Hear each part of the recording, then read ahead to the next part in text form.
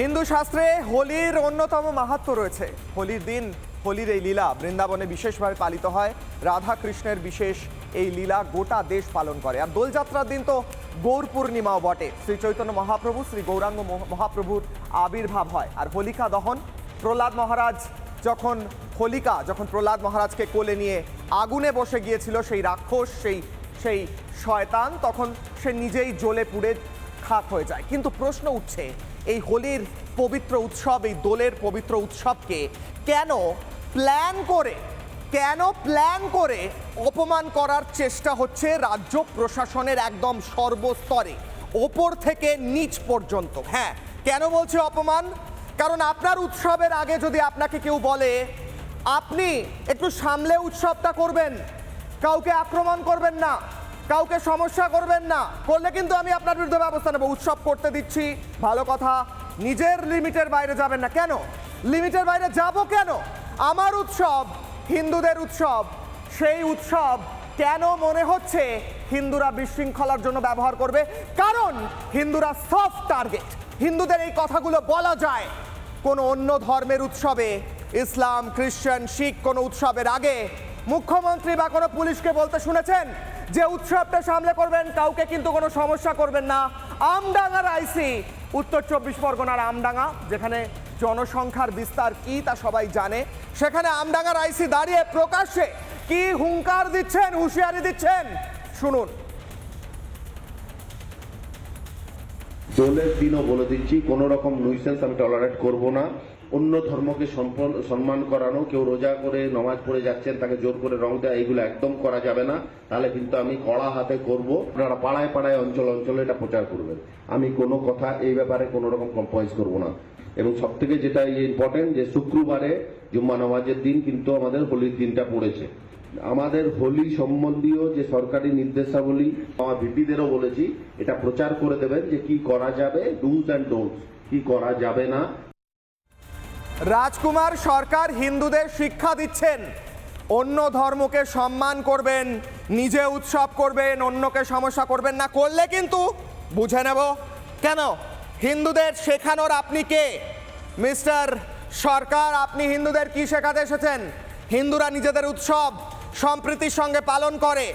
হিন্দুরা যখন উৎসব পালন করে তা খুশি আনন্দের জন্য করে, কাউকে হত্যা করা বা কারোর সমস্যার জন্য করে না। আমডাঙ্গার আইসি আজ যা বলেছেন, আমডাঙ্গায় দাঁড়িয়ে আমি মনে করি তা হিন্দুদের উৎসবের অপমান। কিন্তু শুধু তো আমডাঙ্গার আইসি নয়, কিশলয়ের অগ্নিবাণে আজ আমি প্রশ্ন করছি, মমতা বন্দ্যোপাধ্যায় যখন বলছেন যে হোলি সবার উৎসব, কিন্তু কেউ চেষ্টা করতে পারেন অশান্তি সৃষ্টি করা, সাবধানে থাকবেন, সম্প্রীতির সঙ্গে থাকবেন, কাকে ভয় দেখাচ্ছেন? কেন? কাকে ওয়ার্নিং দিচ্ছেন আপনি? আপনি হিন্দুদের হিন্দুত্ব শেখাতে এসেছেন? কে আপনি? কেন হিন্দুরা আপনার কথা শুনবে? আপনি কোন ধর্মের ধ্বজা ধরেছেন? কি বলেছেন মমতা বন্দ্যোপাধ্যায়, শুনুন। একদিকে দোল আর হোলি, साथ साथ में ये महीना रमजान का मंथ भी है। सब मिलजुल के रहना। जैसे अगर कोई कुछ कहे कि वो तुम्हारा खिलाफ ये बोला वो बोला, इसको कान देने का ज़रूरत नहीं है। अपनारा सबाई जे जा धर्म पालन करुन।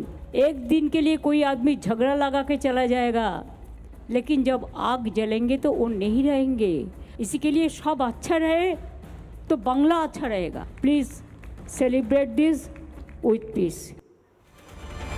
মমতা বন্দ্যোপাধ্যায় বলছেন হোলির সময় কেউ এসে ঝগড়া লাগিয়ে, আগুন লাগিয়ে চলে গেলে আপনারা সাবধানে থাকুন, আপনারা প্ররোচনায় পা দেবেন না। অর্থাৎ আমি ধরে নিতে পারি যে মমতা বন্দ্যোপাধ্যায় একই সঙ্গে বলছেন যে হোলির উৎসবে, দোলের উৎসবে কেউ আগুন লাগাতে পারে।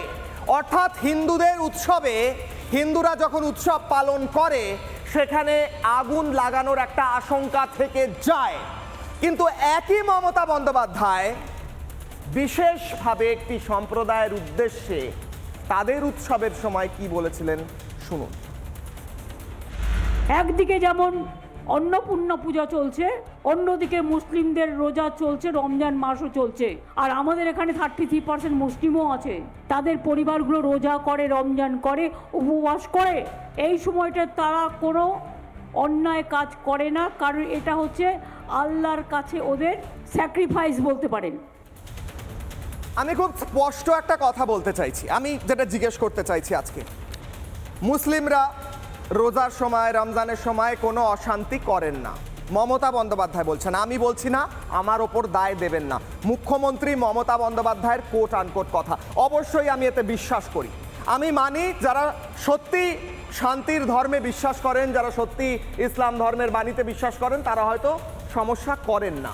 কিন্তু এটাকে জেনারেলাইজ করে দিলেন যে কেউ করেন না সমস্যা। কিন্তু আবার সেই মমতা বন্দ্যোপাধ্যায় বলছেন যে হোলির সময় সাবধানে থাকবেন, হোলির সময় কেউ অশান্তি ক্রিয়েট করতে পারে, কেউ কিছু এসে বললে আপনারা তাকে কান দেবেন না।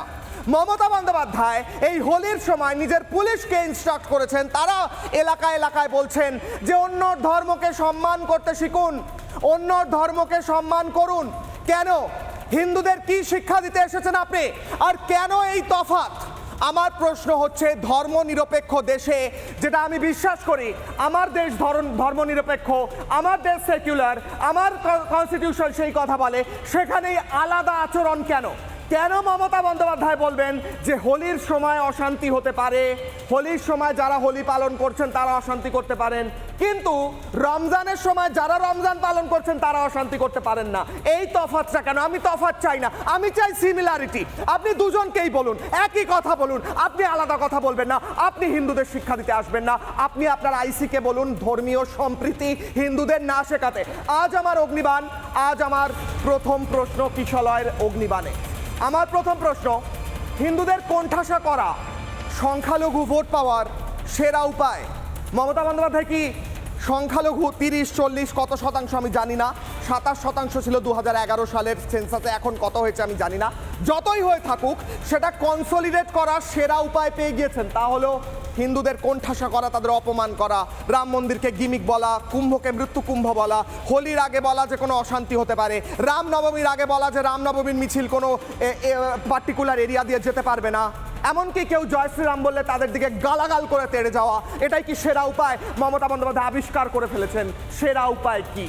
প্রশ্ন করব, আমি যাব, আমার সঙ্গে এই মুহূর্তে যারা উপস্থিত রয়েছেন এবং উপস্থিত থাকবেন তাদের প্রত্যেকের কাছে আমি যাব, এবং আমি এই প্রশ্নটা আজ করব যে এই আলাদা ট্রিটমেন্টটা কেন? একই ট্রিটমেন্ট করুন, তাহলে আমার কোনো অসুবিধা নেই। ধর্মনিরপেক্ষ দেশ, আমি ধর্মনিরপেক্ষতায় বিশ্বাস করি, এবং সেখানে দাঁড়িয়ে আলাদা ট্রিটমেন্ট আমি মেনে নিতে পারছি না। আজকে আমার সঙ্গে যারা রয়েছেন, সজল ঘোষ রয়েছেন বিজেপি মুখপাত্র, আমার সঙ্গে রয়েছেন অনির্বাণ ব্যানার্জি আইনজীবী, তৃণমূলকে সমর্থন করেন, আমার সঙ্গে থাকছেন অনির্বাণ চৌধুরী সিপিআই নেতা, স্কাইপে অনলাইনে রয়েছেন মানস ভট্টাচার্য রয়েছেন গবেষক, অনলাইনে রয়েছেন আমার সঙ্গে চন্দন ঘোষ চৌধুরী রয়েছেন কংগ্রেস মুখপাত্র। আমি প্রথমে নানা ধরনের কন্টেন্ট দেখার জন্য লাইক করুন, শেয়ার করুন আমাদের ফেসবুক পেজ, সাবস্ক্রাইব করুন আমাদের ইউটিউব চ্যানেল। পাশাপাশি অন্যান্য ব্রেকিং নিউজের জন্য অবশ্যই চোখ রাখুন রিপাবলিক বাংলায়।